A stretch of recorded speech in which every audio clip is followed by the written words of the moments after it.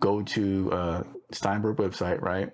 You go to support, or and you go to downloads, and then you download the Steinberg download assistant. Super important. This is how you get access to all the Steinberg software. It keeps track of your licenses. It keeps track of or the software suite that comes with it keeps track of your licenses, keeps track of your libraries. And say you lose all your hard copy stuff, you sign up for a free account, then you can always come in and find your licenses, keys, and your software downloads on this website, right? So here we go. This is what I was looking for. So where's that? So, but say you lose that and you just have the free versions. This is how you would manually download your drivers for your hardware and software versions of, if you have the key. Just remember, if you download this stuff and you don't have a license key, it's not going to work. It might be in demo mode or it might not work at all. So just keep that in mind. So if you did get a key from Steinberg, then you need to have an account. An account sign up is pretty straightforward and easy. If you're on the home page, you just go to this icon right here, you sign up and you register, you get the email, and then you'll get a page where it shows you your stuff. So let's look at mine.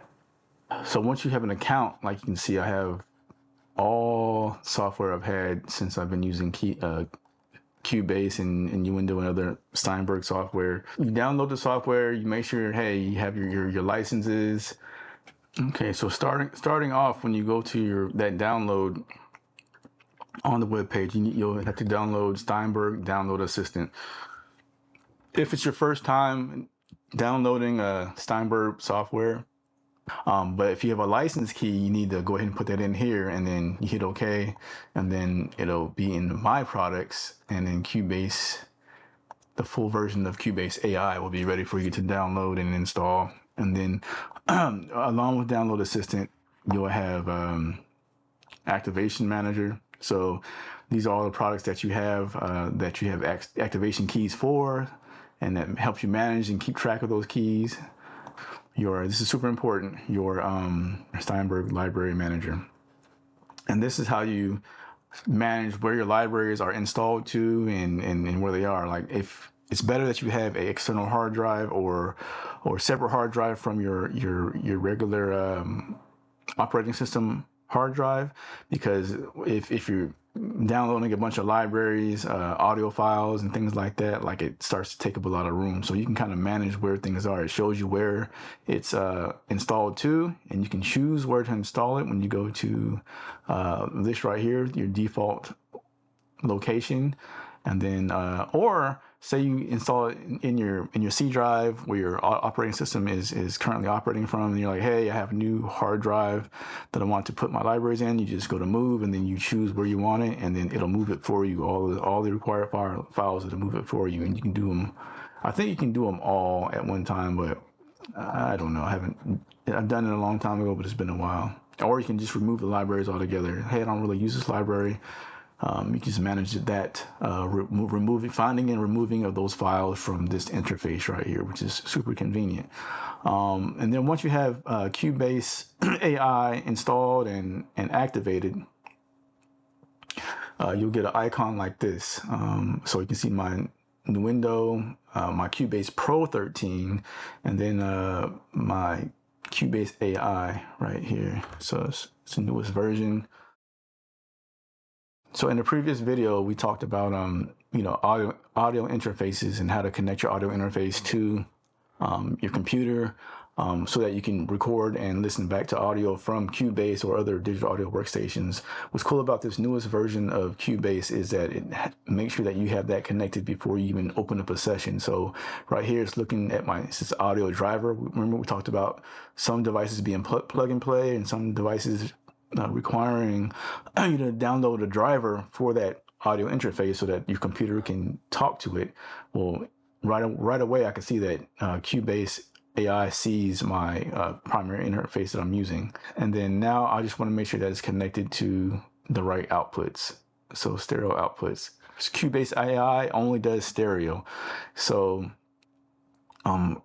in and out, so for recording and for listening. So I just want to make sure that's correct, and then you can test it. Left channel, right channel. There you go.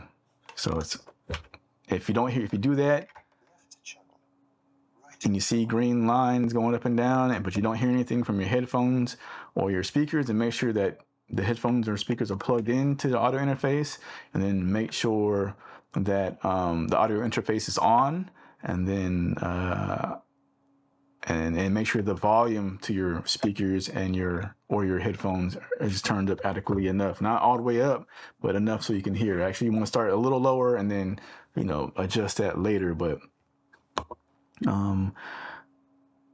yeah, that is that. And then this right here is cool because it allows you to see the driver. So this little window is your driver window, and this tells you important information as far as what the sample rate is connected to. So if this is not synced up right with all your audio interfaces or your Cubase or whatever software you're using, then you can run into problems. And you just want to be sure. And then your WMD audio. So this is the audio that controls, like, if you're listening to YouTube and stuff like that, like, where is that audio being ported to? Like, how are you listening today? And it should be ported to the audio interface that you're monitoring with, right? Super important. Okay. And then when you open up a new session, it looks like this. It's blank canvas, like a painter's canvas. And to insert an audio track, all you do is right click in this area. It says add audio track, or if you want to make music, then you add an instrument track, or if you have something, and then there's some more advanced functions below here, but right now we're just worried about these two. But we'll choose audio track, and then are you doing stereo in or are you doing a mono in? Most of the time we're just doing a mono in, right? If you're recording from a microphone, then it's just one source, mono. And if you're using two mics to record yourself for some reason, or to record a room, for instance, in stereo mode, then you would use stereo mode, and then you would set up a stereo track. But the audio input is mono, and then configuration is stereo or mono. We can do mono if it's just a microphone, but the output is stereo. So that should be, and you name it. So there we go. And then to test it, within there, to double check, we want to make sure that you go to that your audio interface is connected to Cubase. So say it's been a couple of days, you turn Cubase on, you're like, hey, let me just make sure it's going to play through. So you just go to here, and it kind of just shows you the same menu that we saw before, which audio interface you want to use. And then if you want to look at the driver again, you go to this control panel, and then you can see that little window again, all from here. And then you go to, hey, okay, now that I know that it's looking at the audio interface, is it physically connected? Is it physically seeing the audio interface? So when I want to play it back, and we see it here, yeah, it's connected to there, and then it has two channels, left and right. So left is normally channel 1, right is normally channel 2. And same thing for input, right? Is it seeing my, the first two channels of inputs, or is it, seeing one, and if it's blank, like, let me just remove both of these. You just go add bus, pick the configuration, we'll do mono, and just add that, and voila, we're good.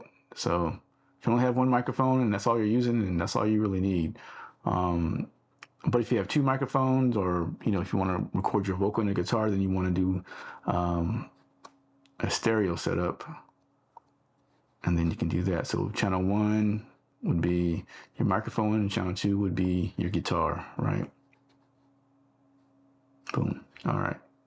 Outputs, 2 speakers, right? Your left speaker, your right speaker. It's pretty self-explanatory. So Cubase AI, this is the limit right here. Whereas other versions, you can go all out surround sound, Dolby Atmos, multiple monitoring system setups are available. Multiple channel monitoring system setups are available. So that's more advanced stuff for, like, other things. But for what we're doing here, this is what we need.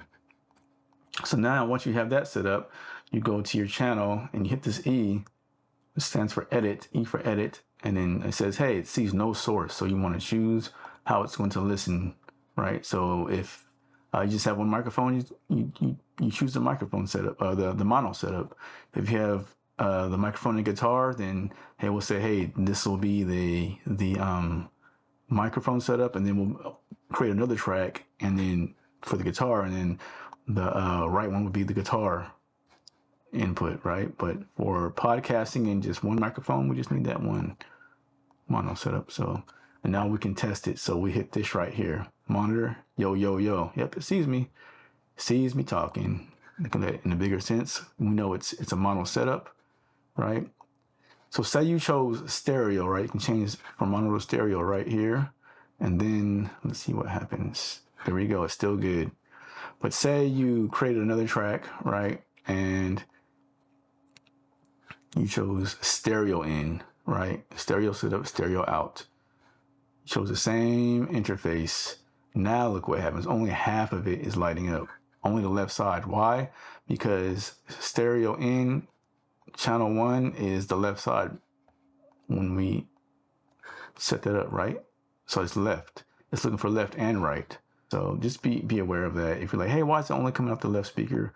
Well, it's because your configuration is not right. So just recheck this and you should be good.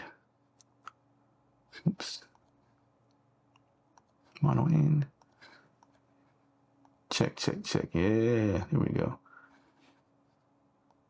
And it's still coming out stereo. It's just equal left, equal right. So, all right. And another way to check your sounds is you go to your loops and samples to make sure it's playing back right, and just choose one of these little things. You can either hear it there, or when you drag and drop it into your library and you press play, it should play back. See that? All right, it's playing back. So if you see these going up and you don't hear audio, once again, check if your headphones are plugged in, check if the audio, the volume to the headphones are turned up, not too loud, and then, also check if the right audio connections are configured. Let's do a mic test. Let's record. So when it comes to recording, whichever ones have this record enabled, it will record. So if I have all these three recorded enabled, then when I hit record on this, all three channels will record. You can overwrite stuff like that or cover things up by doing that, and that can be a pain. So you just want to make sure that the channel or track that you want to record on is the only one that's record enabled. And let's see, check. Let's just make sure. So if you want to hear yourself back when you're recording, you make sure that is plugged in, turned on, monitor is turned on. Or if you just want to record it, then you just have that off, but make sure that record is enabled. And then check. Hey. And it sees me. All right, so let's look. Now let's play back.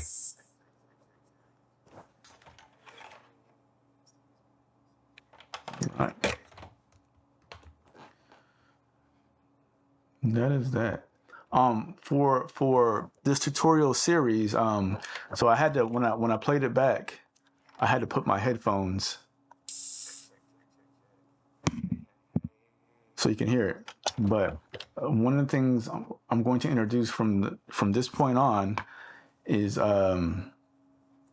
session wire. So we won't save this. This was just for demo. Delete this all.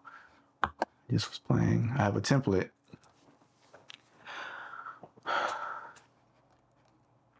And we'll go through and, for every channel we create, we have it going to a bus channel, a group channel, right? And in that group channel, I have a software plugin. It's free, called Session Wire Send, and this will send my audio to you so you can hear it. And say you do a virtual session with me, this will allow me to hear your computer live and you to hear my computer live, and then we can see and hear each other's computer works, digital audio workstations, just like we were in the same room, and that's pretty cool. So now let's see.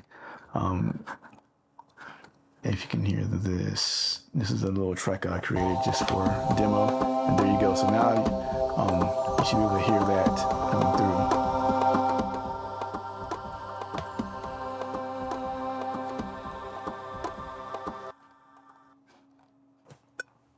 Check, check, check, check, check. Hey, you can hear me. Check, check, check, check, check. Hey, you can hear me. All right, and the important thing to remember about, so the way this this works, we'll go into it later on even deeper, but is everything that I want you to hear to share needs to be sent to this channel or bussed or grouped to this channel. So you see, when I first played this, you couldn't hear it, so I had to make sure it was going to that group channel. And the way I can just take a quick look and see is I can see, oh, which ones are being sent to that, and and I can change it from here. All right, this I think that is it. We did our test playback. We got our software hooked up. We did our microphone test, and we looked at the channel meters, and everything was looking good. So the next video we'll talk about recording audio and gain staging, and different things you wanna get into as far as how you use the software, out the box, with what it comes with, and to do your podcasts or music productions and things like that. So just quick little tips, and there's no substitute for just using it and working with it and practicing the software. You get better with use and repetition. So don't get frustrated if you have to keep looking back at videos or looking things up. It's just part of learning and mastering your craft at recording and creating. So, all right. Hopefully this video was helpful and informative. All right. Peace. Much blessings. God bless.